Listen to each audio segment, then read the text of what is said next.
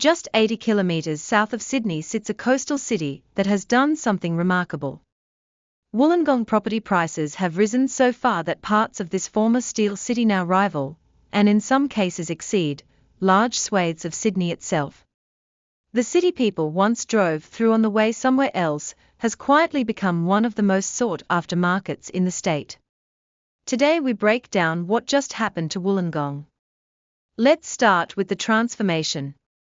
Like Newcastle to Sydney's north, Wollongong was historically defined by heavy industry, especially steel. For decades it was seen as a gritty, working city, cheaper and rougher than the glamorous capital up the coast. But that image is now badly out of date.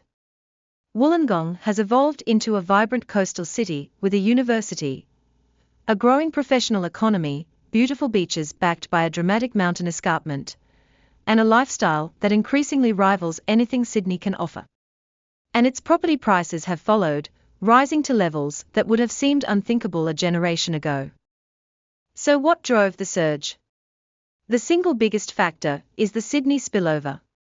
As Sydney became one of the most expensive cities in the world, buyers were pushed to look beyond its boundaries.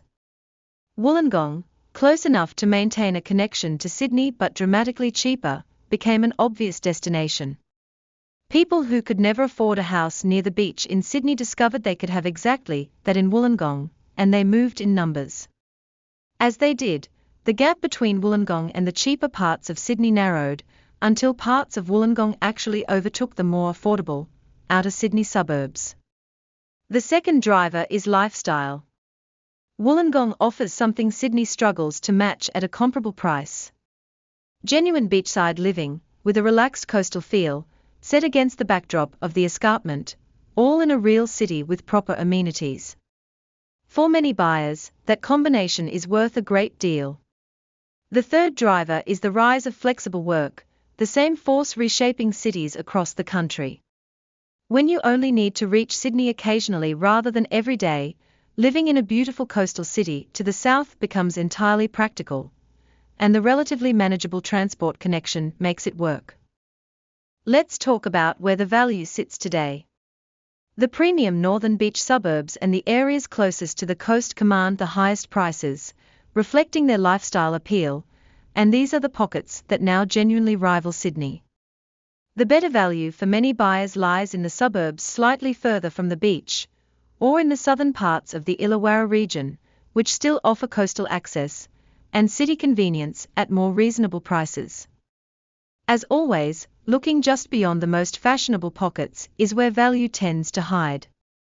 Now the risks, because Wollongong has run hard. The first risk is that affordability, once its great advantage, has eroded significantly. The whole appeal was being cheaper than Sydney, and as prices rose, that gap narrowed. Buyers arriving now are paying far more than the early movers, and the value proposition is weaker than it was. The second risk relates to its connection to Sydney. Wollongong's fortunes are tied to the spillover from the capital, so it is exposed to whatever happens in the Sydney market. If Sydney stumbles badly, the spillover demand could soften. The third risk is the general one for any city outside the very largest capitals. Liquidity can be tighter in a serious downturn. So how should a buyer think about Wollongong? 3 principles. First, understand that the easy gains from the Great Sydney spillover have largely been captured. The city is no longer the bargain alternative it once was, so buy for genuine long-term lifestyle and quality rather than expecting another rapid surge. Second, focus on scarcity and quality, the beachside and escarpment locations that cannot be replicated, rather than generic stock. Third, recognize the link to Sydney, and treat Wollongong as a market that will rise and fall partly in sympathy with the capital. Wollongong overtaking parts of Sydney is a striking sign of just how powerful the search for coastal lifestyle and relative affordability has become. The Steel City has shed its old image entirely and joined the ranks of Australia's most desirable coastal markets.